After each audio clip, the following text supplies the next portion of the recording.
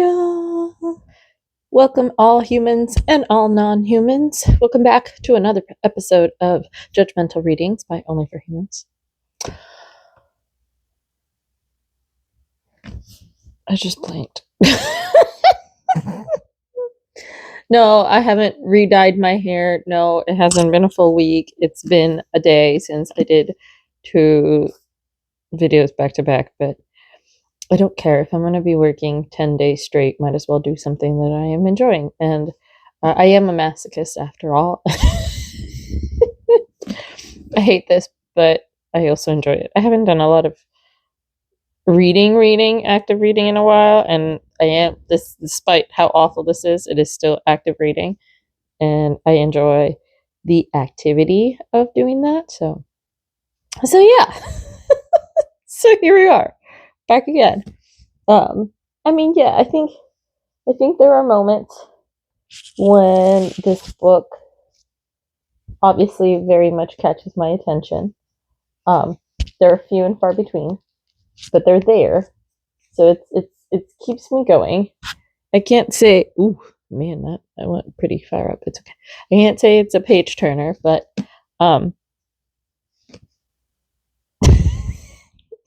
and I do this for the people that I love who enjoy watching these. So yeah, I hope you enjoy it as well. So yeah, not much to update on. I just get makeup on my nose. I did. Oh, no. Speaking of makeup, I haven't done a makeup look in a while, so I decided to go with a makeup look. I played a lot around, and I actually got a really cute look going right now. I'm very proud of it. I did my Wet n Wild Fantasy Makers lip foil, which is the serpent foil that I used before. I just did it without the black underneath. Hold on. You can't really see. Hold on. Oh no! You see the mess that is my house. Alright.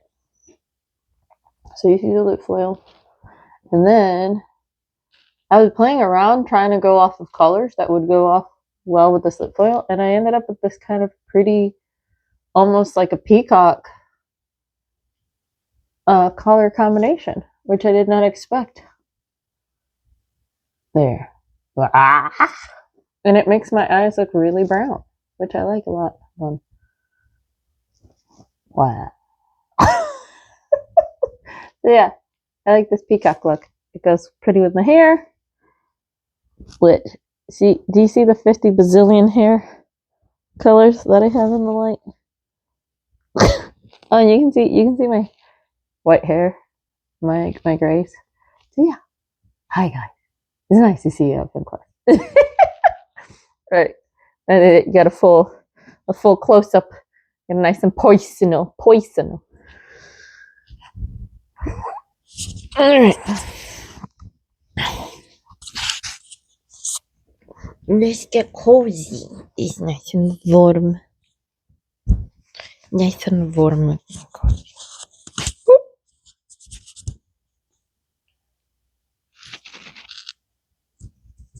So you're trying to take the fuzzes off? But I don't know if that's an ASMR sound or if it's just awful. We'll find out later. Alright.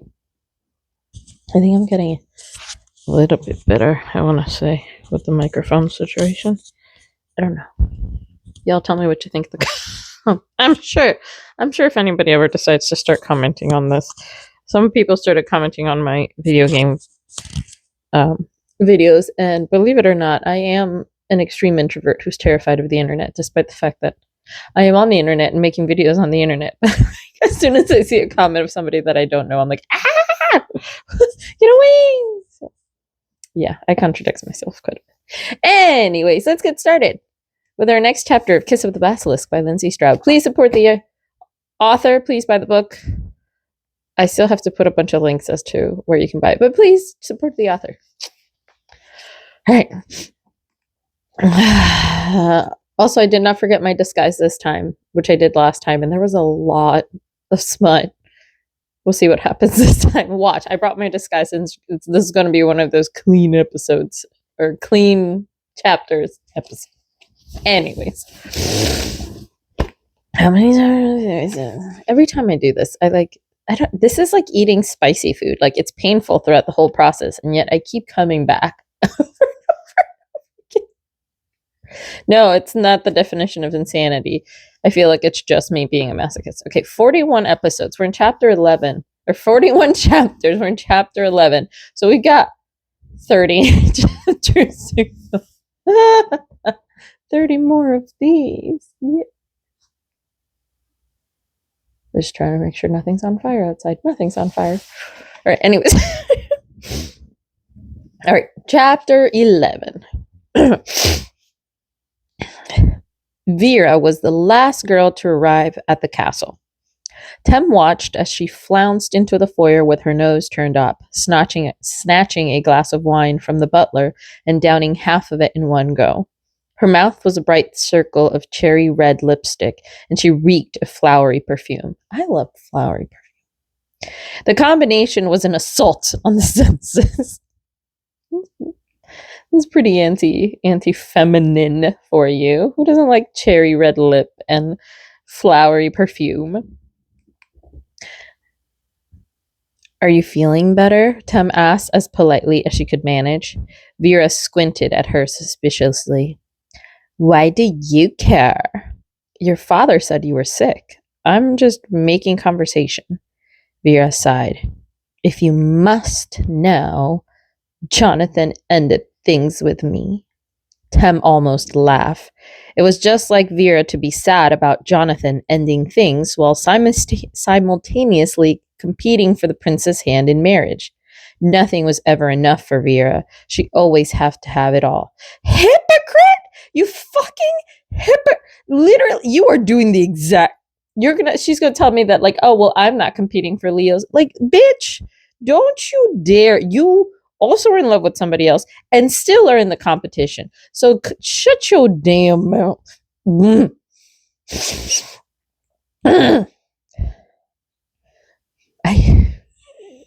Again, apparently I like a lot of pain. I also like to be tortured, just like Philogius Leo. Well, I'm sorry to hear that. You should be. Excuse me? You should be sorry. If I had been with the Serpent King, I'm sure I would have known how to keep him. Are you serious? Vera flipped her curls over her shoulder. The other half of the wine disappeared into her mouth as a butler ushered them into a dimly lit dining room along with the rest of the girls. A large circular table was arranged in the center of the room, surrounded by plush velvet chairs. Shiny gold name tags adorned each plate. You're so ungrateful, Tem, Vera hissed as the butler distributed more wine. Of all people, you have the best teacher. Everyone knows that's the reason you got your date. Tem had nothing to say to that. Little did Vera know that the Serpent King was hardly teaching her anything, and she'd only gotten her date because Leo wanted to make his father angry. The prince obviously likes you, Vera continued. You're dressed like a nun, and he still can't stop staring. Tem glanced across the dining room to see that Leo was already there, leaning against the far wall. His eyes were on her thigh. On her thigh? Which was exposed by the high slit in the dress. It was the only skin visible, yet somehow he'd managed to find it. She shook her head. He's always staring because he hates this dress. He's only staring because he hates this dress. Whatever, Vera rolled her eyes. Dresses don't matter tonight anyway. What do you mean? Vera suddenly had the same look on her face she got whenever she was about to drop a particularly scandalous piece of gossip. She leaned in, her red lips pinched with glee. The frisky 60 is tonight. Tem's stomach dropped. How do you know? My snake told me. Didn't yours? Tem was too shocked to reply. The frisky 60? What the fuck? The Frisky 60 was a notorious part of the elimination process. Each girl would have 60 seconds with the prince behind closed doors, with nobody else present. The villagers had dubbed it the Frisky 60 because 60 seconds really wasn't enough time to do anything other than to take your clothes off. And that was exactly what the girls were expected to do. The prince was choosing a wife after. I hate all of this. The Frisky 60 gave him the opportunity to see what each girl had to offer. This is disgusting. It was an antiquated, offensive, and abhorrent tradition. Okay, agreed. See, little tiny tidbits every here and there where I'm like, yes, correct. It is an antiquated, offensive, and abhorrent tradition. So much of this book is. But it was also the simplest means to an end. What better way to guarantee that Leo would make an informed choice than to show him how his options ahead of time? This is disgusting. No, this is an antiquated, obscene, offensive, and abhorrent tradition, and there's no defending it. We should not be defending this. No. Tem tried to dull the sharp prick of indignation that pierced her side. She couldn't believe Caspin hadn't informed her this was happening tonight. Then again, why would he? He hadn't prepared her for any other part of the kin petition either. She wanted to give him the benefit of the doubt. She wanted to believe that he hadn't known about this. But Vera's Basilisk had known, and he had told her. Surely the Serpent King would have been informed. Tem wasn't just unprepared. She was beginning to feel like Caspin was sabotaging her. Interesting. I can't say that that's something that I've thought throughout this whole thing, that like Caspin would actively sabotage her. I would imagine that he would just be reluctant to educate her. So because obviously he's in love with her and he doesn't want her to be with the prince. But also at the same time, like, he's got to know what the prince likes. So like there's something more. There's something else going on. Which, speaking of something else going on, the whole plot about the voice that was asking for help has never come back up. Which, like, what? We can't just drop that. A gentle clink, clink, clink filled her ears. The butler was tapping a knife on a wine glass. The room hushed as she said, "Please be seated. Dinner is served." Everyone obeyed, milling around the table and looking for their name tag. Tem had just found hers when Leo's nimble fingers swiped it out from underneath her. "What are you?" Tem started to say, but he was already walking to the other side of the table and switching her name tag for the one next to his. He sauntered back to place the other name tag where Tem's had been a moment ago. It was Vera's. "Trust me, you don't want to do that," Tem said. "Trust me," that familiar mischievous smile twisted his lips. "I do." Tem could only imagine the conversation she would have at the bakery tomorrow, but she couldn't go against the prince. With a sigh, Tem followed Leo to the other side of the table. He pulled her chair out for her, and she sat reluctantly, already bracing herself for what was to come. She chanced a glance at Vera, who was staring daggers at her. Tem turned to Leo. "You've just made my life significantly more difficult." He arched an eyebrow. "How so?" "Vera will be furious." Leo smiled widely. "Vera will get over it." "I assured you she won't." He shrugged. "I want you next to me. Is that such a crime?" Before Tem could answer, the butler served the first course, and dinner began. The wine was flowing. Tem lost count of how many times her glass was refilled. By the time they were on the second course, a tender roast chicken, Tem was getting drunk. She wasn't the only one. Leo was drinking whiskey like it was water, and with every glass he downed, his movements became increasingly unpredictable, as if someone had loosened his joints. Tem couldn't imagine why he needed the liquid courage. The prince was the only person at this table who didn't have to be vulnerable tonight. All he had to do was watch.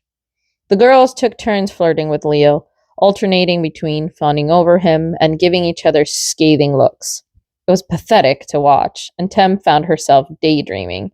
She was just about to replay her orgasm from last night in her mind when she heard it. Oh, the plot is back. Also, I hate, like, okay, I'm being a hypocrite because I'm literally like shitting on this book and like, but like, I hate Tem's attitude in this of like, I'm better than all these other girls. Bitch, you are in here. If you wanted to quit so badly, I imagine you could have. You really could have just like, you're not about to tell me that this prince is obsessed with you because you dislike him so much. Like, no, that's it's a trope that's so overdone. The whole like, oh, play it hard to get, but it's not that she's actively playing hard to get. She just doesn't want to do this. And that's why the prince is into her. And all the other girls who are into him and fawning over him are chicken shit. But like, this is the fact that she's looking down at all these other women who we don't know anything about. Like, it's just, this is very misogynistic. This is patriarchal. Okay. Tam was about to replay the orgasm from last night in her mind when she heard it. Help. It was the voice again, the same one she'd heard before. An idea occurred to her suddenly. If she could talk to Caspin, maybe she could talk to the voice. She reached out with her mind, opening another corridor and sending her thought along with it. Where are you? The voice was barely audible. I am here. Tem felt a surge of accomplishment. Now she was getting somewhere. Tell me more. Are you in the castle? No answer. Tem tried again. How can I find you? Still no answer. The roast chicken was cleared away and replaced with a white layer cake. The butler refilled her wine. Between the conversations around the table and the buzz from the alcohol, it was difficult to concentrate. Tem closed her eyes, forcing herself to focus. I want to help you. What can I do? This time, the answer came quickly. Do not trust the king. Tem's eyes flicked to Leo. He was listening to the girl on her right, who was alternating between chatting vigorously and biting her lips in a way she clearly thought was seductive. Why shouldn't I trust him? But the corridor had closed. The voice was gone. It was then that she realized Leo was touching her. His gaze hadn't wavered. He was still looking at the girl on his right, but his fingers had begun trailing their way along the slit in Tem's dress, skimming up the exposed skin of her thigh. She slapped his hand away. It was as if she'd done nothing at all. Leo didn't even blink. But a moment later, his hand returned to her leg, his long fingers gripping her knee with surprising authority. He turned to her. Would you do me a favor, Tem? His gray eyes were awfully close. For the first time, Tem realized they were flecked with green. Depends on the favor. Kiss me. You're drunk, and you're glorious. Kiss me. In front of everyone, he leaned in. Unless you've changed your state of baths. Unless you've changed your stance on baths and champagne. I haven't. Then kiss me, right now. It wasn't a request anymore. It was an order, and Tem had no idea what would happen if she didn't obey. Her eyes flicked to Vera, who was watching their interaction like a hawk. When she looked back at Leo, he gave her a devious smile. Unless you'd prefer I kiss someone else, he said quietly. A pang of jealousy shot through Tem. She couldn't explain it, but she didn't want Leo kissing anyone else, especially not Vera. But she also couldn't give in, not when he was acting like she owed him something. Tem pushed his hand away again. I'd prefer that this evening didn't run late. I have an early morning in the farm tomorrow. Yeah, we have no idea what Tem's life is like outside of this. Like, there is zero, like, Extremely minimal world building, extremely minimal character building. Leo's eyes narrowed. I see. Well, I certainly wouldn't want to keep you. He snapped his fingers, and the butler appeared, leaning over his shoulder. Is it time, Your Highness? Yes. Yes. Very well. Who would you like to see first? Without breaking eye contact with Tem, Leo pointed at Vera. The butler nodded. He rang a small bell, and the table fell silent. His Highness would like to begin the evening's events. The butler extended his hand to Vera. Would you kindly follow me, miss? Pure triumph blossomed on Vera's face. She shot Tem a withering look before taking the butler's hand and allowing him to guide her to a door at the far end of the dining room. The butler turned back to Leo. Your Highness? Leo stood, whiskey still in hand. Without a backward glance, he followed Vera into the room. The butler closed the door behind them. The rest of the girls erupted immediately into giggles and whispers. Tem could only imagine the snide victory Vera must be experiencing now that she was finally alone with Leo. She probably couldn't get her clothes off fast enough. And what would Leo think of her? Would he like what he saw? Tem's stomach roiled at the thought. 60 seconds passed far slower than Tem ever imagined it would. By the time Vera emerged, it felt as if an hour had gone by. The table hushed as she threw down the door, adjusting the neck of her dress with exaggerated emphasis. Her lipstick was smeared. She threw a pointed smirk at Tem before leaving the dining room.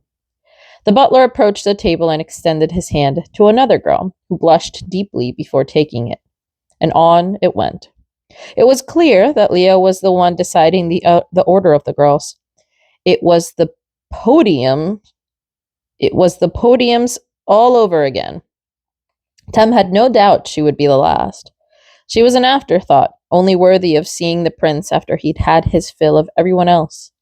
Tem felt suddenly hyper-aware of her body, of every curve and divot, of everything nobody but Caspin had ever seen. Was she really about to expose herself to someone who'd done nothing to earn it? What has Caspin done to earn it? He's just your... Ooh. The minutes passed agonizingly slow. Girls emerged from the room in various states of undress. The fifth girl was still half naked. She stumbled out with her dress off her shoulders, shooting Tem a rueful grin as the butler ushered her away. The sixth girl went in. What would happen if Tem refused to undress? If she simply stood there silently and waited for time to run out? Would Leo eliminate her on the spot? And what would happen if she did undress? Epiphany crashed into her like a wave. Tem realized she had wasted far too long worrying about her body and not nearly enough time considering the very real implication of what would happen if she got naked in that room. If she was alone with the prince, if she took off her clothes in front of him, Leo would see every part of her. Every single part. The claw was still inside her. Shit! Its smooth point pressed against her clitoris. She had no way to take it out. The butler was standing 5 feet away. Even if she could remove it, where would she put it? On the table? The thought was impossible. The sixth girl came out. The seventh girl went in. Tem had only 2 minutes left before it was her turn. She closed her eyes, speaking into her mind. Caspin! A dull wave of panic threatened to overtake her as she held her breath, momentarily terrified that he wouldn't answer. Then, Tem? She felt sick. He must have sensed this because he asked, What is the matter, Tem? There was no other way to say it. I'm about to spend 60 seconds with the prince. Alone. Maybe she was imagining it, but she swore she felt a wave of displeasure from Caspin's end of their connection. When he spoke, his voice was controlled. Yes, and? So he'd known the Frisky 60 was tonight, and he'd chosen not to tell her. She made a mental note to yell at him for that later. For now, she had to make sure of her limited time. Yell, why can't we have conversations? Like, if this is somebody that you quote unquote love, this is somebody that you want to spend time with, this is like your person or your chosen person. Why, like, oh, I'm gonna yell at him? I mean, I don't know if this is supposed to be funny. Like, it's not, current tone of the situation is not funny necessarily to be like, oh, we're just like, I'm teasing. This is more of just like, I'm just gonna yell. Like, no, can we, if you're actually displeased, can we have a conversation? Like, I'll make a mental note to have a conversation with him about this, or have a mental note to like talk to him about this, not yell like, bitch.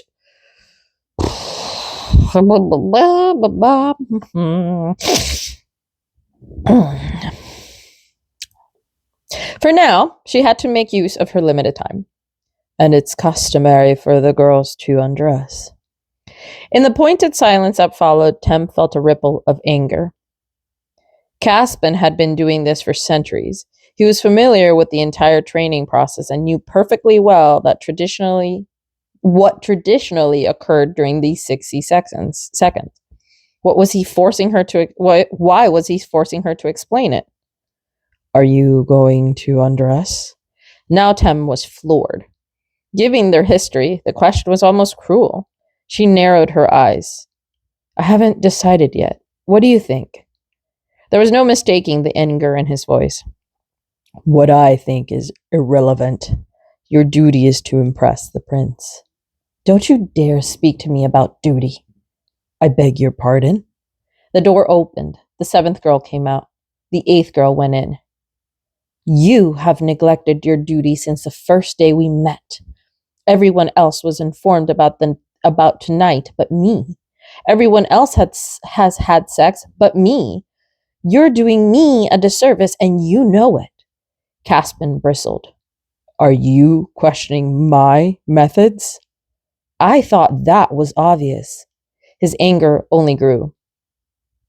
Was it obvious? What is obvious is that you are impatient, insubordinate, and childish.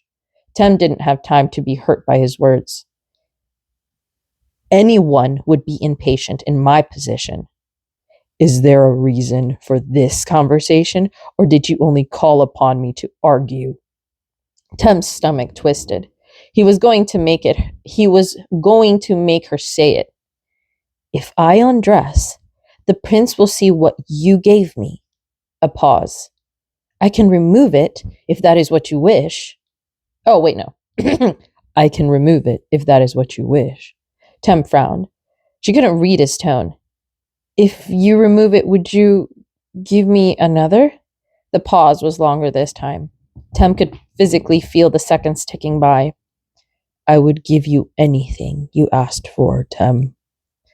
It was an evasive answer. She was beginning to expect those from Caspin. There was no time to think it over properly. She had less than a minute before she would be face to face with Leo. She had no idea whether she would undress. All she knew was that Caspin hadn't prepared her for this. He had purposely kept vital information from her, and now she, and she alone, would suffer the consequences of his actions. Remove it. Caspin's reply was made of ice. Oh, God, no, Jesus, sorry. Remove it. Caspin's reply was made of ice. As you wish. Tem winced as he slammed the barriers between them back down. A moment later, a bursting pulse shot through the claw. Rather than glowing in strength, this one blazed brightly and then diminished, and by the time it was over, Tem felt achingly empty, as if nothing were ever there in the first place. The 8th girl came out. Girl, you gonna be gaping. Good luck, she said when she passed Tem. He's in a mood. Tem didn't have time to wonder what that meant. The butler was already beckoning her forward. Tem stood slowly, noticing every beat of her stammering heart. The butler opened the door for her, revealing a dark, carpeted room with books on the walls. A library. Tem stepped inside. The butler closed the door. Less than 10 minutes had passed since she'd seen Leo, but it was clear he'd had served several more whiskeys during that time. Jesus Christ, how many is this man? How's he standing? He was reclined in an armchair, his hair mussed, his shirt unbuttoned, his trousers were undone. Tem could see the white linen of his undergarments. A smear of red lipstick pulled the corner of his mouth into a gruesome shape, continuing in blotchy streaks down his neck. Vera's handiwork.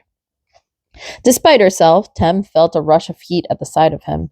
She'd never seen the parts of Leo that were exposed right now. The sharp angle of his clavicle, the dip of muscle just below his hip. His cock was hard, straining against the fabric of his trousers. Tem wondered dimly whether he'd had it out a moment ago. Leo sat up straight when he saw her. Tem, he rasped. She stood in absolute silence. An elaborate metal hourglass rested on the desk. Its glass body was filled with gold flecks, all of which had settled to the bottom. No doubt it was perfectly measured to last 60 seconds. Leo's long fingers grasped the hourglass, but didn't turn it yet. Tem spoke before she lost her nerve. If you expect me to take my clothes off, I'd expect nothing of the sort, he interrupted her. Tem scoffed. Leo's mouth twisted in a smile. Do you not believe me? Why would I? Leo's eyes traveled over her body. Even when she was covered from neck to toe, it felt like he was looking straight through her. What I expect and what I want are two different things, Tem. And what exactly do you expect? I expect you to be difficult, like you always are. Tem crossed her arms. And what do you want?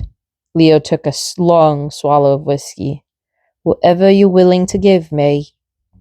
But Tem knew better. She knew the nature of men and the way they coveted. She knew Leo wanted what he couldn't have. How long until he took it? And what did Vera give you? He rubbed the back of his hand over his mouth, smearing the lipstick even more. Nothing worth having. Oh, please.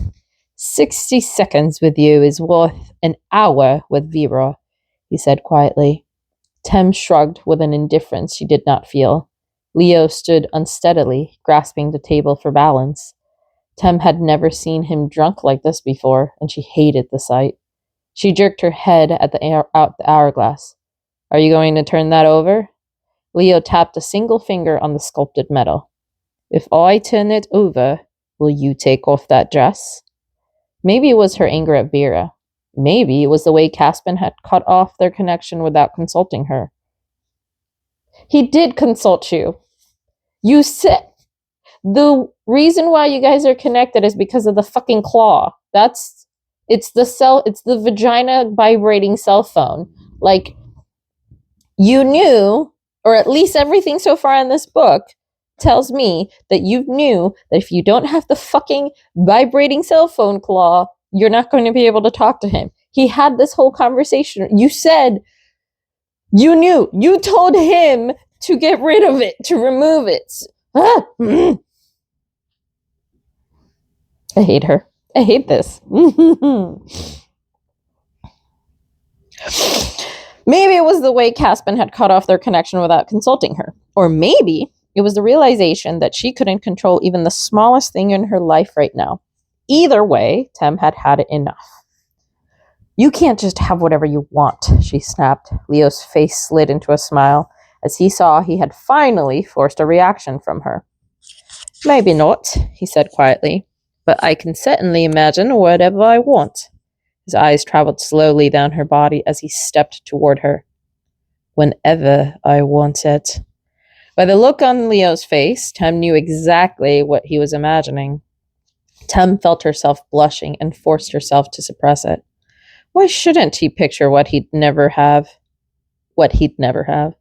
Imagine all you want, she said. I'm not taking off this dress. The corner of his mouth twitched. Yet, he whispered. He was standing so close, Tem could count his eyelashes. Jesus Christ, at this point you're kissing.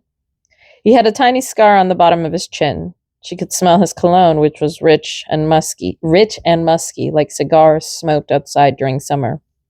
She expected him to try to kiss her, but he didn't. Instead, he just stood there, far too close, watching her. You know, he said, his voice barely a murmur, you can imagine whatever you want to, too. She should punch him in the face, but Tem was finding it hard to think straight, finding it hard to remember why she was resisting him in the first place. I don't want anything from you, she said.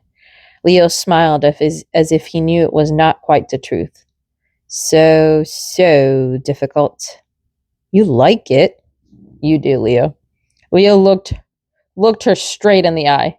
I do, but that doesn't mean I'll tolerate it forever. Excuse me? I have to eliminate 2 girls tonight, Tem.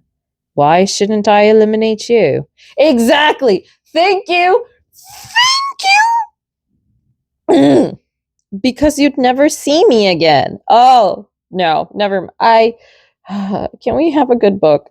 Could this have just been a good book? Because you'd never see me again, he shrugged. Maybe. That's not such a bad thing. I'm getting a little tired of my cock being permanently hard whenever you're around. That's kind of hot, Leo. Tim's mouth fell open. Leo chuckled softly. Don't tell me that surprises you. Tim didn't know what to say. Leo placed one hand on the door behind her head. He leaned in, whispering his next words right into her ear. The real question is whether you're wet whenever I'm around. Tem's heart felt like it was about to leap from her chest. Leo's lips were just brushing her skin, the sensation impossible to ignore. His teeth nipped her earlobe. Are you wet, Tem? He whispered. Tem was. She couldn't help it. She knew it was the last thing Leo deserved from her, but his mouth was near her neck, and he smelled good. And the way his body looked under her shirt was making her want things she had absolutely no business wanting. So she said, You tell me. Ooh, all right. This is a spicy scene I could get behind. Oh, hell yeah. Oh, see? Okay, nuggets. Hi, let's go. At her words, Leo's entire demeanor changed. Where before he'd been pointedly detached, now his eyes narrowed with determined focus. Without a moment's hesitation, Leo slid his hand through the slit of her dress. She hadn't worn any underclothing. The tight fabric hadn't allowed for it. Leo's jaw clenched when he realized this. Fuck, Tim. Tim's lungs seemed to contract as his hands dove between her legs to feel exactly how wet she was for him. She gasped as he slipped 1, then 2, then 3 fingers inside her. When he went for the 4th, Tim pushed his hand away. Leo smirked. That's all I get. We only have 60 seconds. His smirk deepened. I never attend the hourglass. He had a point there. Besides, he continued, I'm in charge. If I want to keep you longer, I will. Could you get any more entitled? Yes, I could. They could argue that I'm entitled to your cunt, wherever you want to give it to me or not. Tam raised her chin in defiance. You're not entitled to any part of me. Her response seemed to amuse Leo. Always such a fucking tease, Tem. Tem grit her teeth. If I'm such a tease, why bother keeping me around? To her surprise, Leo laughed. If you think being a tease would turn me off, you don't know me at all. He always wants what he can't have. Tem looked up at Leo, who held her gaze calmly. It was unnerving how nothing seemed to faze him, especially considering how much whiskey he'd had since the start of the evening. Tem felt as if she could say anything at all, and he wouldn't even blink. She decided to test that theory. What if I never let you fuck me? He tilted his head, considering her. Is that a threat? It's a question. A simple one, actually. He laughed again. Actually, it's not simple at all. The entire point of this process is for me to find a wife I want to fuck. If you're not willing to fuck me, then I don't see the point of keeping you here. Don't you? Tem said. She felt nothing but power in that moment. See, this? Yes, this is a powerful moment. This is a moment where I 100% see Tem having control in the situation. Yes, mind you, he's got his fingers inside of her, but she's leading the conversation. She's feeling confident. She's feeling empowered. She's keeping him on his toes. Like, this is a good exchange. I genuinely like the exchanges between her and Leo more than her and Caspian. And that's not good. And that's not good because Caspian is supposed to be the main, like, he's supposed to be the main romance or the main love interest. And the whole situation with Caspian is just boring. Like, here, again, this is out of character because, again, Tem is somebody who doesn't have any experience with sex or any of these things. This kind of conversation or interaction would be more fitting of a much stronger character, a character who's more secure within themselves, a character who has more experience, which I wish Tem was. Like, those are the kinds of stories that I wish we were writing about women who are more experienced, who are more comfortable with themselves. Yes, I understand that the majority of us have a lot of self-esteem issues, self-image issues, thanks to a lot of just how we've been raised because of the patriarchy, just our lives, the media we consume, all kinds of things. And that's why I wish there were more actually empowering figures in literature, in movies, in TV, more women who we wish we were, not necessarily like, oh, we all understand this feeling of insecurities and whatever. Yes, you can still be insecure while being like a self-secure, self-confident character. Like, you don't have to be like, oh, me, but you also don't have to be an asshole. Like, Tem has moments where she's just a complete dick. So this is a good exchange. I'm enjoying this interaction. Don't you, Tem said. No, I don't. Whew. He laughed again. Actually, it's not simple at all. The entire point of this process is for me to find a wife I want to fuck. If you're not willing to fuck me, then I don't see the point of keeping you here. Don't you? Tem said. She felt nothing but power in that moment. No. Leo glanced lazily over the hourglass. I don't. Now Tem was the one to move closer. She sidled up to him, draping her body against his in the same way she'd seen Vera do to Jonathan, in the same way any woman would do to a man. Despite Leo's best efforts to remain indifferent, she felt his breath hitch when her hips pressed against his cock. He made it so easy. I don't want to fuck you, she said softly, her lips grazing his throat. I don't even need to take my clothes off.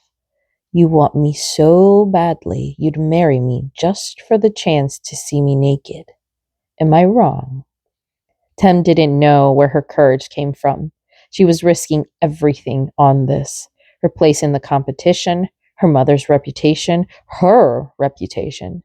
She was banking on Leo's predictability, assuming that what his sister had carelessly said about him in the bathroom was not only completely true, but a surefire indicator of his future behavior. It was the biggest gamble she'd ever taken, and if she was wrong, it could cost her everything. A vein twitched in Leo's neck. Tem wanted to lick it. Instead, she waited. When he finally spoke, his voice was a raw groan. You're never wrong, Tem. His eyes were hooded, the greed in them unmistakable. I hate that about you. His lips were on hers before her heart could take another beat. Leo's hands grabbed her waist, nearly lifting her off the floor as his body curled down to intertwine with hers. She could taste every ounce of whiskey he'd consume, along with something sweet, like honey. They didn't bother going slow. His tongue was in her mouth, her chest was pressed against his. Tem matched Leo's energy, giving him exactly what he was giving her, kissing him as hard as she wanted, with no regard for consequences. It was liberating to be with him here, completely alone, where no one could see what they were doing. Tem felt irrefutably free, like she was flying over open water. She wondered if Leo felt the same. When she ran her tongue over his gold teeth, she felt him smile. "Do you like those?" he murmured against her lips. "No," she murmured back. "Liar." Leo bit her bottom lip, pulling it toward him, not enough to cause her pain, just enough to make her want to bite him back. So she did. The next thing Tem knew, her spine was slammed against the door. Leo's hands, which until now had been wrapped around her waist, were hiking her dress up to her hips. His cock was hard between her legs. The fabric of his trousers, the only barrier between them. Tem imagined for a moment what it would be like to rip that last barrier away. She knew it was exactly what Leo wanted, but she also knew he had just seen Vera and 7 other girls naked. He'd gotten enough of what he'd wanted tonight. Tem wasn't about to give him any more. She'd gave him a sharp shove backwards, breaking them apart. "I'm not taking my clothes off for you," she said. Leo leaned in so his arms formed a cage around her head. "You assume I wouldn't fuck you with your clothes on." Tem rolled her eyes. "Don't push it. You should be happy I let you kiss me."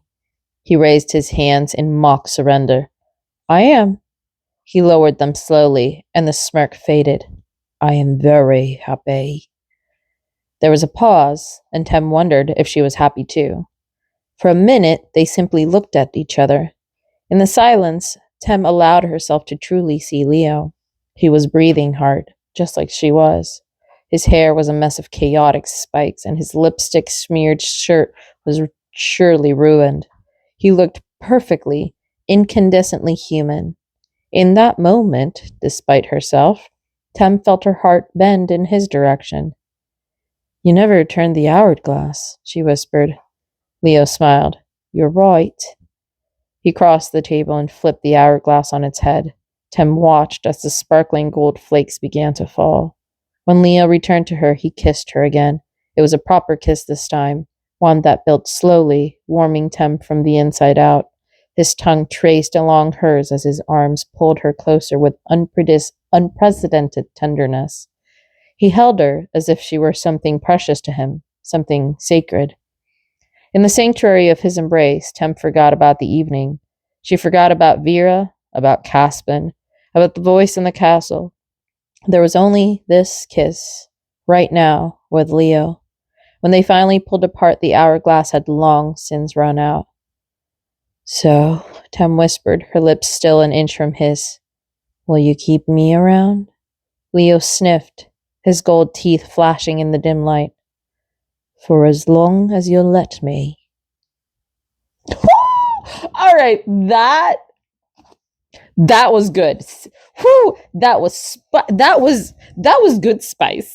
That was really delicious, fantastic spice. That was scrumdiddlyumptious. That was seductive. That was seductive and sexy. That was good. That one did it for me. I need that was a slow burn. That was that was tasty.